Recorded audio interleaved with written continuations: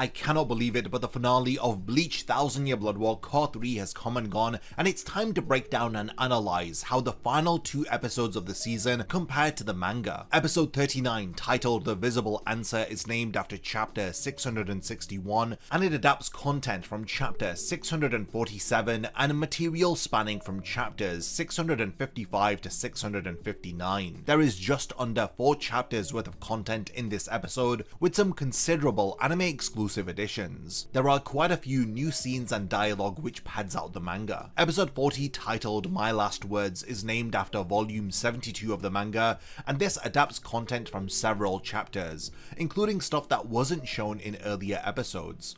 We have material from chapters 635 and 654, content spanning from the end of chapter 659 to 661, and a very brief scene from chapter 674, which I was really surprised to see here. Episode 40 has more anime exclusive additions, and this is because there is just over 2 chapters worth of content adapted into this episode, which means that there is a considerable amount of anime exclusive material for the final episode of Cour 3. These 2 episodes do a lot to alter the sequence of events from the manga, so as to make it feel like the events are occurring simultaneously. For this reason, there is a lot of padding of manga scenes, with some small additions being made that help certain rearranged scenes transition well from one another. Rest assured, I'll be going over all of the differences, including the 5-minute Quincy Encyclopedia segment that features as the post-credit scene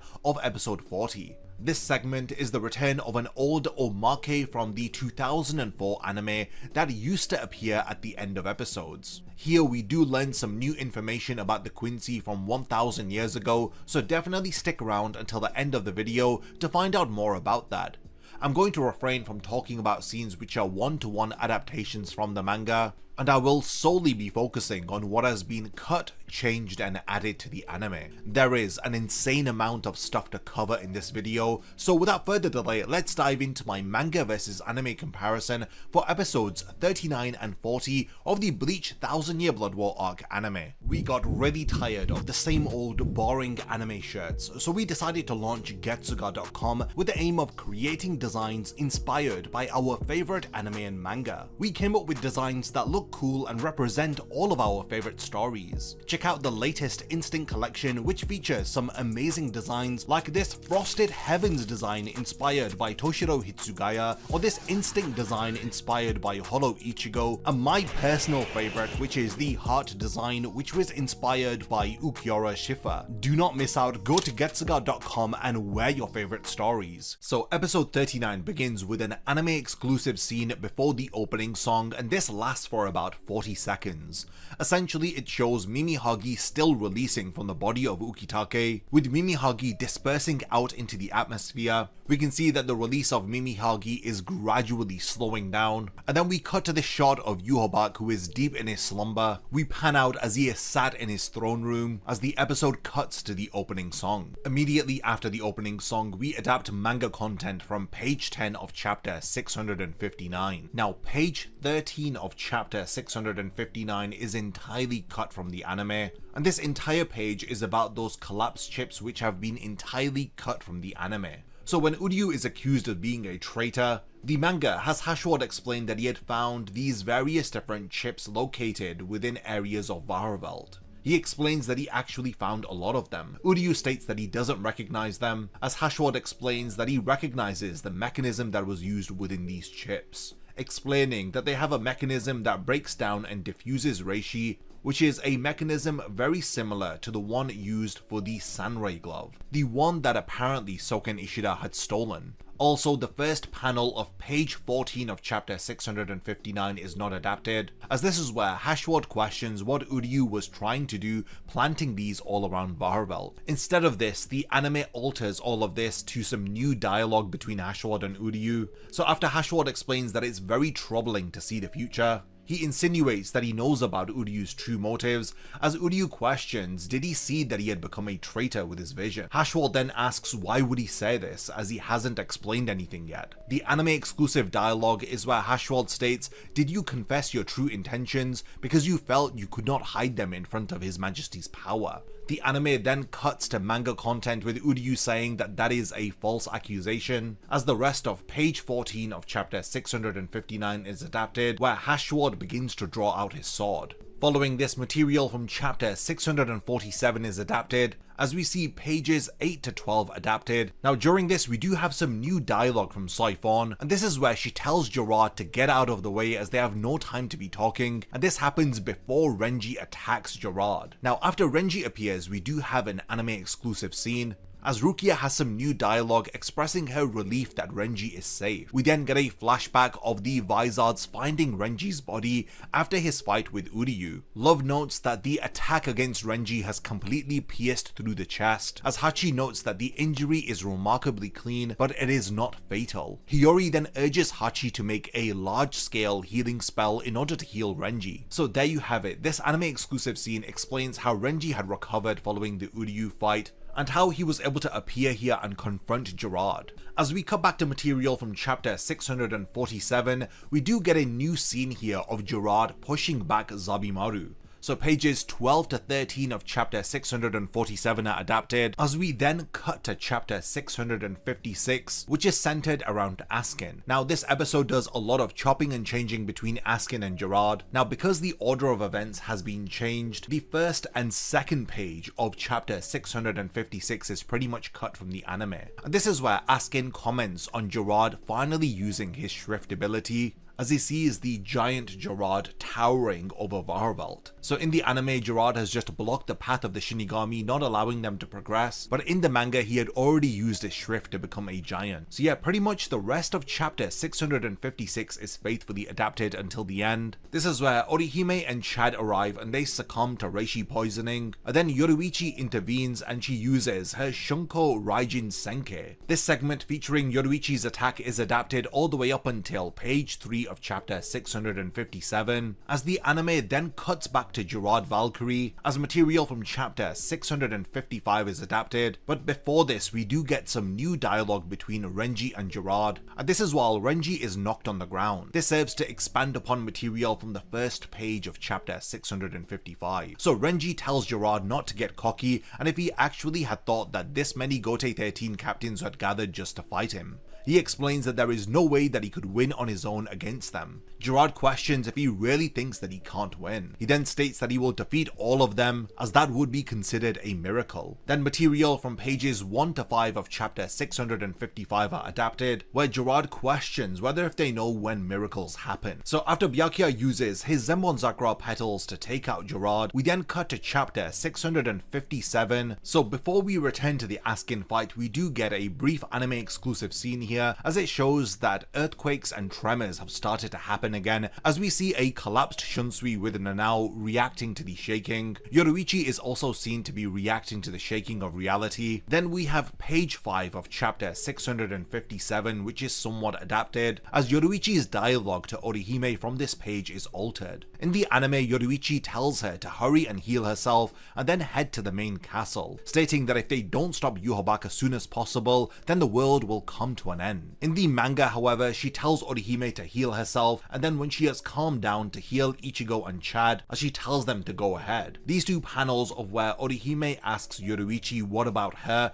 are entirely cut from the anime, as Yoruichi tells her not to worry, as she'll be making her own way after she confirms that Askin has been defeated. Following this, the anime cuts to an exclusive scene showing the trembling of all three of the realms. When we cut to the world of the living, we get a new scene involving Yuzu and Karin, as Yuzu yells out to Karin that there's an earthquake, as Karin tells her that she spilt her juice. Yuzu apologizes and questions whether if Karin had lost her game. as Karin tells her that it's fine, that she couldn't focus on the game anyway. Yuzu still apologizes, as Karin states that it's okay once again, but she does note that the tremors are still happening. We then cut back to Hueco Mundo as we see that there are cracks appearing on the ground. We cut to Yhwach still deep in sleep. This black energy then starts to surround Yhwach. We then see those pulsating waves releasing from Mimihagi begin to crack in the sky. Ukitake's body is shaking violently as it seems as though Mimihagi is gradually dissipating. Now we cut to Yhwach's mouth here and he seems to be smiling at the fact that Mimihagi is weakening. We then have the mid-cards for episode 39 and the first is focused on Gerard Valkyrie. The second is about Yoruichi's younger brother Yushiro Shihoin, and the second half of the episode begins with yet another brief anime exclusive scene showcasing the three realms shaking. We also have this shot of Nanao with Shunsui as she is reacting to the tremors again. Now we cut back to material from chapter 657, but a comedic scene which takes place between pages 6 to 7 are cut from the episode, and this is an interaction between Yushiro and Yoruichi. So Yushiro jumps towards Yoruichi trying to hug her, as Yoruichi avoids him. He eventually grabs hold of her from behind, but Yoruichi headbutts him. Now instead of this, because the content from chapter 657 is rearranged, the scene begins from page 10 where Yoruichi comments on how their recovery was really fast, as she tells Ichigo to go ahead and she'll catch up with them. So up to page 12 is adapted here, and this is where Yushiro corrects Askin on how to correctly pronounce Raijin Senke. We then backtrack and adapt pages 8 to 9 of chapter 657, where Yoruichi questions what Yushiro is doing here, as she thought that he was with Urahara and the others. He explains that he was, but they have so many captains with them, he had figured that he'd come here to help Yoruichi. So after Yushiro begins to cry as he believes that Yoruichi has recognized that he's gotten stronger, Askin interrupts by stating that that's enough with the sub-story. We do have two panels from page 10 of chapter 657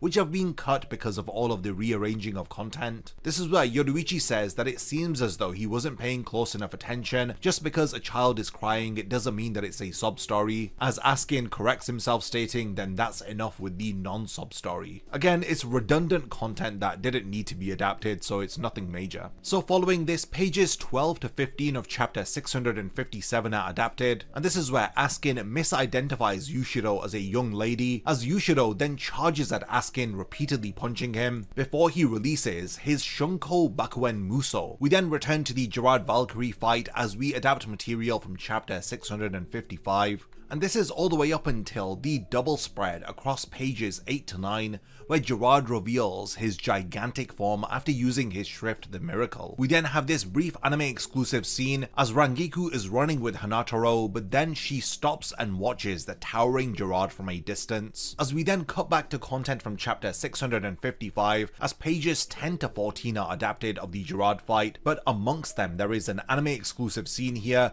where Shinji and Momo team up against Gerard.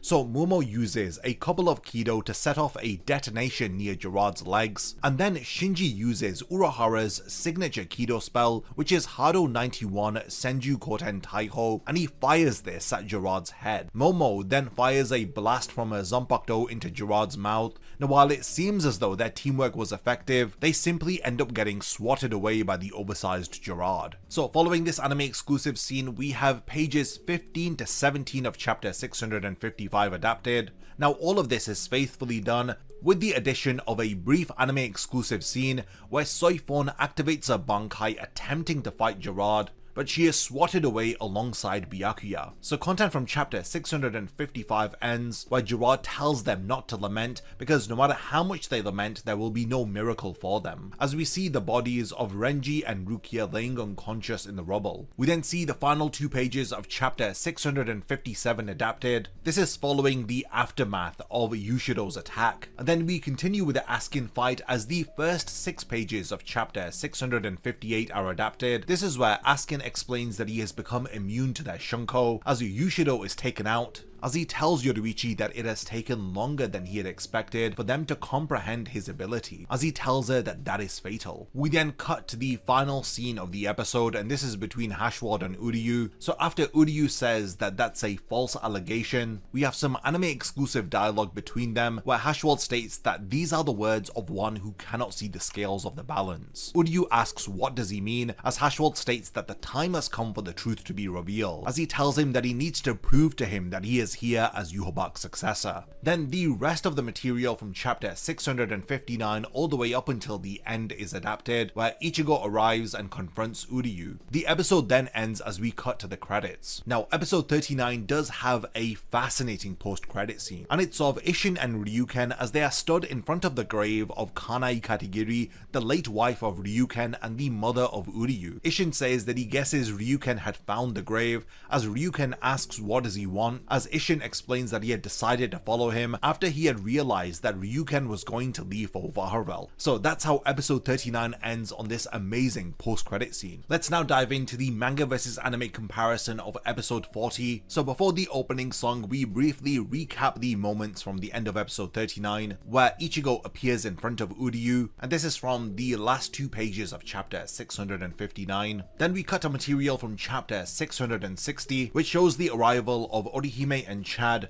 as Hashward then appears. Now the first 8 pages of chapter 660 are faithfully adapted, but there is one new line of dialogue that has been included. So after Hashward activates the Almighty, in the manga Ichigo looks at him, but the anime adds some dialogue to this panel where Ichigo says what's with his eyes, they're the same as Yhwach's. So we then cut to that brief clash between Ichigo and Uryu, and as Uryu is about to fire an arrow at Ichigo, we cut to the opening song. Now following the opening, episode 40 begins with an anime exclusive flashback focused on the Ishida family. Here we see Soken Ishida in his study room, we see Uryu under the bridge reading Soken Ishida's journal. We also see visuals of Ashvalan that was casted 9 years ago, and we learn that this was casted while Masaki was confronting the Grand Fisher. We also have the whereabouts of where Uryu and his mother were when Ashvalan was casted. So at the time they were outside with their maid. So the maid is the first who is seen to collapse, and then Uryu also succumbs to Ashvalan, which is a surprise since it's revealed that he had survived, but for some reason his mother Kanai Kategiri is totally fine. We see her holding Uryu in her arms, as we then cut to a visual of Uryu stood in front of the grave of his mother. Soken is seen watching Uryu near the grave. Uryu is shown reading Soken Ishida's journal as he learns about the truth of Yhwach, as well as the final request of Soken Ishida, as we then see that moment where Hashward appears in front of Uryu as he recruits him into the Sternritter. So that first section of the episode actually shows all of these visuals with some narration from Soken Ishida. So Soken explains that the Emperor Yhwach is not the savior of the Quincy. He explains that 1,000 years ago, in his attempt to heal the wounds of a battle and reign supreme, Yhwach through Ashvalan had stolen the power and lives of his fellow Quincy in order to strengthen his own. So in Yhwach's attempt to heal the wounds of a battle from 1,000 years ago and to once again reign supreme,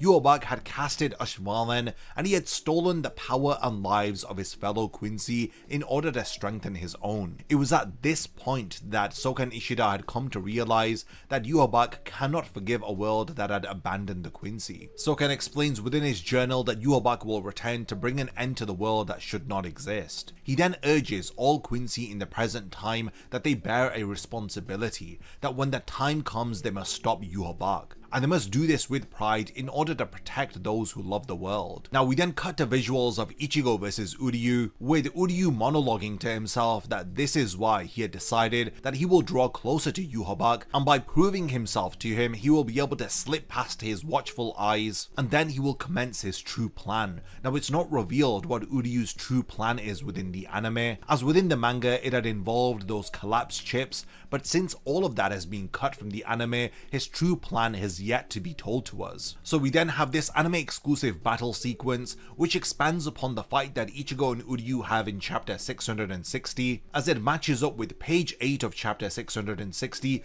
where Chad grabs Ichigo Zanpakuto and fires him towards Uryu, as Ichigo grabs Uryu as they head to the underground platform. Now we have quite a few anime exclusive scenes here. The first involves the Bambis appearing in front of Yhwach, as Giselle wonders whether if Yhwach is taking a nap, as Lil Toto states how should she know. The Bambis then all jointly attempt to attack the Quincy leader. We then cut to an anime exclusive scene between Askin and Yoruichi, as Yoruichi attempts to tend to the wounds of Yushiro, as Askin states as expected from the former commander of the Onmitsukido. He states that she is really fast, as Askin gloats that he is a bit confident with his levels of speed too, but then he notes that Yoruichi isn't listening to him. Now we get this brief anime exclusive fight sequence between them, as Yoruichi then uses her Shunko to blind Askin, as she then resorts to basic Hakuda attacks, sweep kicking Askin across the face, and then flipping him over and throwing him aside so that she can tend to Yushiro's injuries. We then cut to an anime exclusive scene featuring Gerard, and this is where he is seen to be looking for the hiding Shinigami. He finds Momo and crushes the building that she is hiding within. But then Kensei and Rose appear, and it's revealed that they are unzombified. So following this, all of the Vizards then team up, activating their holification as they stand in front of Gerard ready to fight. So then we do get some anime exclusive dialogue here where Gerard refers to the Gote 13 captains as pathetic, as he tells them that this is what his miracle looks like. Rose states that it's certainly a miracle, isn't it? Not being able to crush even one little girl, stating that that is nothing short of a miracle. So with all of the Vizards holified and standing before Gerard, Shinji states that they will show him the miracle of the Vizards. So we then cut to another anime exclusive scene here, and this one involves Yukio and Riruka. So Riruka is pacing aggressively as Yukio tells her that I'm not going. Riruka angrily states that she hasn't even said anything yet, as Yukio states that even if they go outside, there's nothing that they can do to help Ichigo and the others. Riruka states that she gets it, and it must be that Yukio is telling her to keep her promise to Ichigo, as Yukio says, well, kind of, as he then takes his room all the way back down to the Serete, and they appear in front of the Shiba residence. And this is possibly to bring Ginjo and Tsukishima to the royal palace. They then see the Reishi of Lil Barrow falling onto the protective barrier of the Serete, as Riruka questions what is that. Then material from pages 6 to 13 of chapter 654 begins to be adapted. We have Aizen reacting to Lil Barrow's Reishi as he questions what on earth are they doing up in the royal palace. Now the flamingo Lil creatures attacking the Shinigami is slightly cut down within the manga, as pages 8 to 11 of chapter 654 are not adapted, as Lil explains that the pain is excruciating, stating that his halo is gone, and how it had fallen from heaven and lost its halo, adding that it's as if Lil has now become the sinful one. Lil then begins to fire these blasts in all directions, saying that Shunsui will pay for this, saying that his halo may have gone and he may have lost God's power, but he is still strong enough to trample over the Soul Society. So all of this is not adapted, as the anime cuts to Lil charging up an attack to fire at the Soul Society, but then it is interrupted by the arrival of Izuru Kira. So material is adapted up until that panel on page 14 of chapter 654 where Kira states that he is a dead man. It seems like the rest of page 14 to 15 of chapter 654 have been saved for Cour 4. So following this, we hit the mid-card of the episode, and the first title card is centered around Ashvalan, while the second title card is focused on Uryu's weapon, Zelle Schneider. After the mid-card, the flashback from chapters 659 pages 8 to 10 is adapted. This is where Ichigo questions Uryu on why he doesn't want to become a doctor anymore, as Uryu says in an inner monologue that if being a doctor means having to cut apart your dead wife, then he would not want to be one. We then cut to material from chapter 660, which continues the battle between Ichigo and Uryu. So 2 panels from the beginning of page 11 are cut here, and it's just Chad asking whether if Orihime is okay, as she says that a Santen Kaishun was released just in time to protect her, as she says that Ichigo is fine too. Instead of this, we continue the confrontation between Ichigo and Uryu. Now everything is adapted very faithfully, aside from this removal of content from 2 panels from pages 15 to 16 of chapter 660. Now this involves the explanation of the collapsed chips, which Uryu explains are made from the Sanrei glove that he had received from his grandfather. In the manga, he yells to Ichigo that the chips can only be activated by his spiritual pressure, as instead we get new dialogue of Uryu, which replaces the panel with the Sanrei glove chips explanation. So Uryu says that I'm the only one who has inherited the blood of my teacher and my mother, as the rest of chapter 660 is adapted, as this entire collapsed chips plotline has been removed from the anime. which I'm honestly glad about. It wasn't a really strong storyline in the manga anyway, and I'm glad that they are giving Uryu a new motive and true plan. Now this is yet to be revealed, and they are definitely saving this for Cour 4. Then pages 1 to 9 of chapter 661 are faithfully adapted into the anime. This is where Uryu tells Ichigo to go on ahead and he'll stay behind to stop Hashward. Now before Ichigo leaves, there is some new line of dialogue from page 4 of this chapter, where Ichigo expresses concern for Uryu staying behind to fight Hashward, especially if Hashward possesses the power of Yhwach right now. So yeah, content is adapted up until page 9, so content is adapted all the way up until that point in page 9 where Hashward draws his sword and Uryu draws his bow at Hashward. Now much to everyone's surprise, we then fast forward all the way to chapter 674 as page 17 is adapted. Now this is the reveal of Isshin and Ryuken arriving within Varavelt via an old pass that they had used to teleport into one of the gates of the suns within Varavelt. For some reason, the anime has changed around the order of events and has made them appear within Varavelt way sooner than expected. So we start beginning with the final few moments of the episode as page 10 of chapter 661 is adapted. This is while Ichigo, Orihime and Chad are running, as we see visuals across the battlefield. We see Hitsugaya and Rangiku, Mayuri, as well as Shunsui and Nanao. We then see Squad 12 in the lab within the Serete, as Ukitake still appears to be releasing Mimihagi from his body. So the episode ends by adapting a couple of pages from the beginning of chapter 635. Now this is where the Bambis are shown to be defeated, as Lil Toto says her final words as she also collapses. Now in the manga, Lil Toto and Giselle were beaten before Yhwach had fallen asleep, and this actually happened right after Hashward vs Baz B, which in the manga had taken place before Shunsui vs Lil and before Mayuri vs Pernida. In the anime, the Bambis are pretty much off-screened by Yhwach, who is still asleep. And then we get the last two panels of page 1 and some of page 2 of chapter 635 adapted. Then Yhwach's dialogue from page 3 of chapter 635 is cut from the anime. This is where he says that he is going to sleep for a while. This understandably isn't adapted since he is already asleep in the anime. So Cour 3 ends as the camera pans out across the battlefield as we cut to the ending song. The final 5 minutes of the episode revive an omake from the 2004 Bleach anime called the Quincy Encyclopedia. This is a fun segment which is hosted by Askin as he reveals the Schutzstaffel lineup from 1000 years ago. He introduces us to Zedritz, Hubert, Algora and Nikita. We then see a diagram showing the character relations between the four of them, and in the past Zedritz is revealed to be the former right arm of Yhwach. Hubert believes himself to be the strongest, then Nikita simply likes to shoot, and Algora is described to be a responsible loyal subordinate. It is revealed that the four of them were defeated by the Shinigami 1000 years ago. The segment then ends with Askin commenting on Yoruichi and Yushiro as he mimics the Bambis towards the end of the segment, and that is pretty much the end of Cour 3. Now one thing that I haven't spoken about is some content from chapter 658 and 659 which wasn't adapted, which seems to have been saved for Cour 4. So this is pages 15 to 17 of chapter 658 where Hitsugaya appears in front of Gerard. Then the first 6 pages of chapter 659 which show us Hitsugaya briefly clashing with Gerard